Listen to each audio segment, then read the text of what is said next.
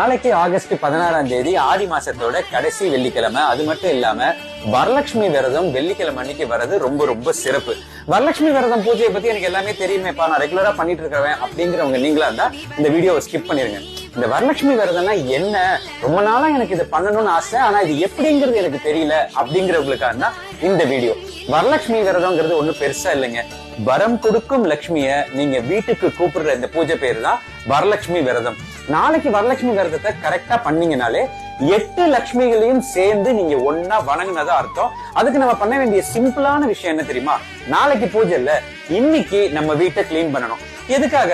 இப்ப யாராவது ஒரு விஐபி நம்ம வீட்டுக்கு வராங்க, ஒரு கெஸ்ட் வராங்க, ஒரு பெரியாள் வராங்கன்னு நம்ம எவ்வளவு கஷ்டப்பட்டு நம்ம வீட்டை கிளீன் பண்றோம். அதே மாதிரிதான் நாளைக்கு நம்ம வீட்டுக்கு லட்சுமி வரப்போறாங்கிறதுக்காக இன்னைக்கு நம்ம வீட்டை வந்து ஃபுல்லா கிளீன் பண்ணி வைக்கணும். சப்போஸ் பணக்கார வீடா இருந்தா பெரிய லட்சுமி போட்டோ இருக்கும், லட்சுமி போட்டோ கீழே பூஜை எல்லாம் பண்ணலாம்.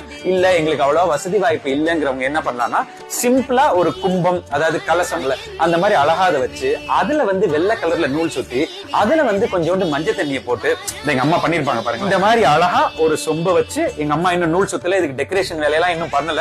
நாளை காலைல இந்த சொம்புக்கே தெரியாது இவ்வளவு அழகா இருக்க முடியும்னு, அவ்வளவு அழகா எங்க அம்மா பண்ணிடுவாங்க.